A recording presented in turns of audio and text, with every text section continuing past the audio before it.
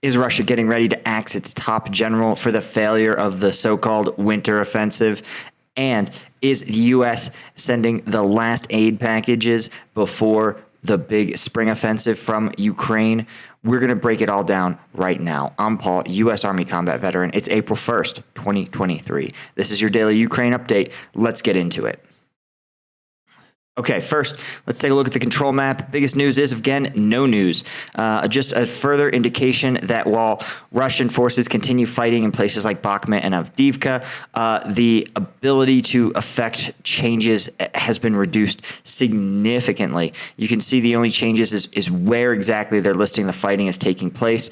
Looks like there's a bit more fighting taking place along this rail line here that runs through the city center. But again, as we've talked about, this has come at tremendous cost to Russian forces. Even in Avdiivka, as you guys can see, there's really even less change, just minor changes to contested areas in the north here near Vasily, but just low value terrain and almost certainly taken at significant cost. When we look at the total volume of military activity, you can see Russia launching just 70 attacks. Again, it seems to have settled into a much lower pace of operations, and this is necessary because they simply can't sustain the high burn rate that they've been operating with throughout this offensive. Even the more generous sources list Russian casualty numbers as in the 5 figures, potentially higher, and they are Russia does not bring its fresh conscripts technically to the front lines, though occasionally they do get sent there. It's reservists who have usually finished their combat training.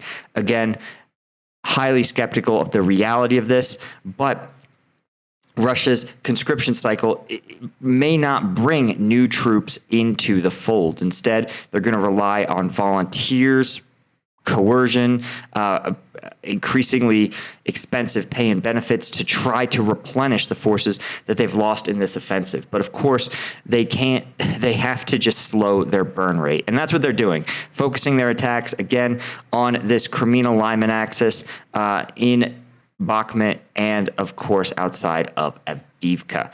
But here's where things get more interesting. First off, UK Ministry of Defense is reporting that the chief of the Russian General Staff, one of, I think, the highest ranking military general who is commanding the special military operation in Ukraine, took over in January. But since then, right, in the past 90 days, their goals of taking control of the entire Donbas region have failed. Instead, they've lost tremendous casualties, tons of combat power, and it's possible that this general, the UK speculates, Gerasimov, is running out of political capital, that someone's head is going to have to roll for this failure, and it seems like it's going to be him. Again, it's hard to understate that their large, decisive offensive effort didn't even take Avdiivka and Bakhmut. Instead, its largest claim to victory is Soledar. As you guys can see, Soledar is not... Again, every town has some value, some strategic value, but you can see the difference. Soledar is a town. Bakhmut is or was a proper city. And really no city of any significance has really changed hands in this conflict since January, since this major offensive took place. And things are even a little more interesting. Rumors coming from Reuters, so Reuters, a little bit more of a reliable source than just rando rumors, is reporting that the U.S. could announce more than $2 billion in military aid for Ukraine. Now, here's what's interesting. The top line items are air surveillance radars, anti-tank rockets, and fuel trucks. Now, air surveillance radars, anti-tank rockets, those are pretty standard stuff. God, please stop Twitter, man. They ruin the UI. Air surveillance radars, that's something that's just good if you are, it's primarily defensive, right? Because you got to kind of put those radars in one place and then you use them to monitor the airspace.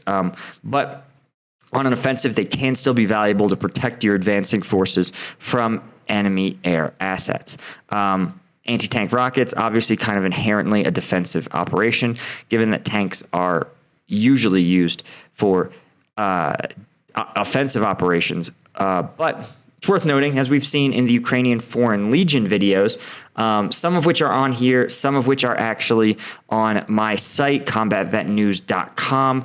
Combatvetnews.com is, of course, the site I made when Patreon decided to boot me off. And like Patreon, it has of course, membership tiers, right? It has all of my YouTube videos. It also, of course, has the members only content that includes all of YouTube videos that I can't show you on YouTube, or rather videos I can't show you on YouTube, including helmet cams, POV footage, and everything that gives us the insights we need to know what it's like to fight on the ground. We also are bringing over the Patreon archive piece by piece. So definitely you want to become a member and support the channel.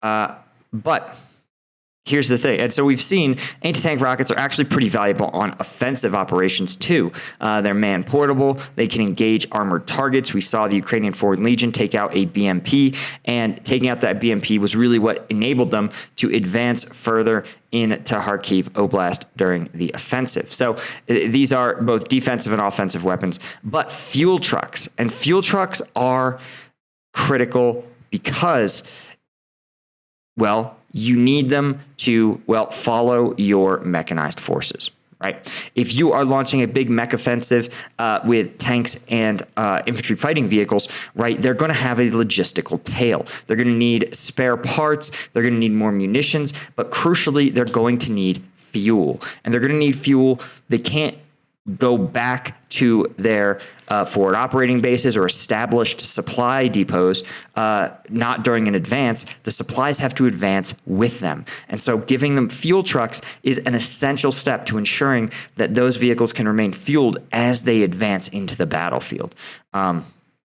So a really, really interesting hint that the U.S. realizes that Ukraine is going to need additional fuel trucks, if, of course, they're going on the offensive.